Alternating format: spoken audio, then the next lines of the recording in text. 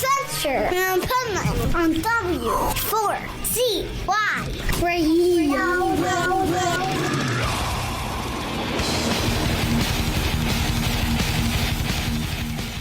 It's the Pipe Man here on the Avengers Pipe Man W4CY Radio, and I'm here with Andy Biersack from Blackville Brides. Nice, here at Louder Than Life. Yeah. Now, you've played this festival before? No, this is our first time. Wow. It's surprising. We've played every other Danny Wimmer festival many times.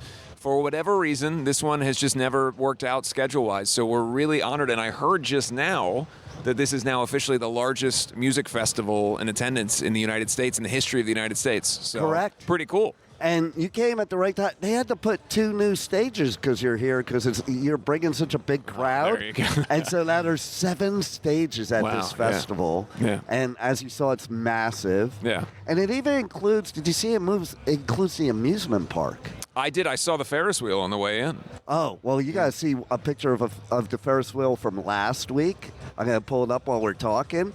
It's badass. It wasn't badass at the time, I can tell you, though, but... Oh, wow. That was last week. And that's a crazy photo. Ferris wheel, right? Wow. Because Danny does another festival called Bourbon and Beyond. Yeah. But they switched the whole venue. Like, I think it's way better now. It's on this side. Yeah. Like, and it's so much bigger and crowd. So I couldn't believe Thursday, the first day, you don't expect much. Yeah. It was like packed. My manager plays bass for Rob Zombie, and so he told me it was just absolutely insane here. Yeah, so, it totally. And I go all over the world doing festivals, and I think this is getting comparable to Hellfest at this point. 100%. 100% from what I've heard. First time, though. Very excited. I love it. So what keeps you going in this music industry? I don't really know anything else. I started the band when I was 16. I'm 34 now. It's been my entire life. I'm a high school dropout who started touring, and it's how I make a living. It's my creative expression. My wife is also an artist, so my life just revolves around music and touring and making records, and it is everything to me. And I love that you have this energy, like you totally love it, because there's 2 types. Yeah. And you should love it, because everything else, if you don't love music, everything else in this industry is not fun. 100%, yeah. I see your Batman. Sure, got a couple signal. there, yeah. So, my show or my persona is patterned after Dark Knight. Yeah. Like, that's my favorite superhero. Same. Well, obviously. Yeah, I got the logo emblazoned on my skin. I got this when I was about probably 17 years old. It's a pretty crappy tattoo, but I've had it ever since. Well, it's still a cool one. No, thank you. You know what I love about him is he's not an alien, doesn't have superpowers, just a badass. Yeah. That went through a lot of crap and became a badass. Right. Can you relate to that as a musician? Well, I think that is one of the main reasons that I connected so much with the character as a kid, especially, was I grew up not far away from here. I grew up about 2 hours away from here in Cincinnati. Wow. And there wasn't really a scene for the kind of music I wanted to do at the time, and I didn't really have a lot of... There wasn't really like a group of people that were interested in this kind of thing, and so I pictured myself as this lone Dark Knight, kind of creating this version of myself that I wanted to be.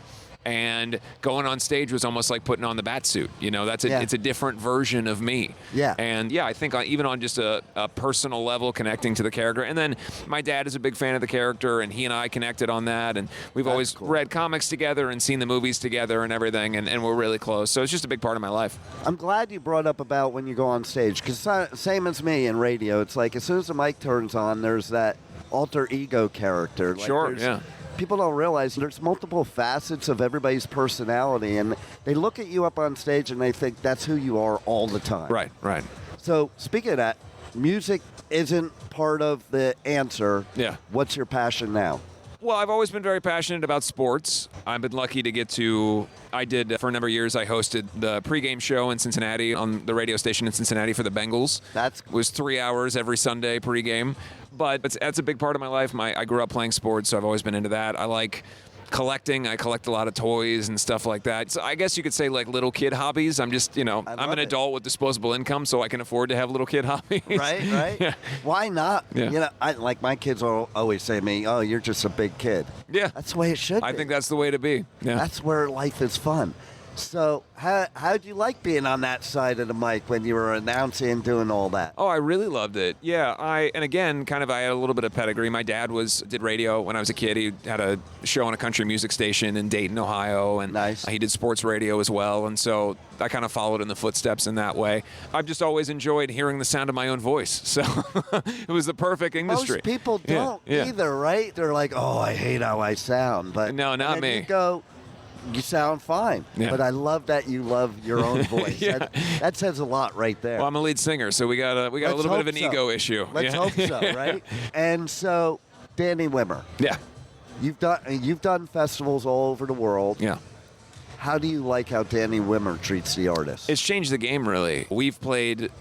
Before these Wimmer festivals really took off to the degree that they now have, the U.S. didn't have this thing. We would play in festivals in Europe and around the world, and it was a different vibe. And now, the fact that I would say the U.S. has surpassed a lot of these European markets, and that is entirely due to Danny putting on these festivals and the way that they've grown year over year. And it's also incredibly crucial to maintain and grow rock as a thing. Yes. We don't get a lot of mainstream moments in the hard rock genre, right? And so, but the attendance at this and the number of people that come to all the different Wimmer festivals is evidence that there's an audience for it. They just need to be given a moment.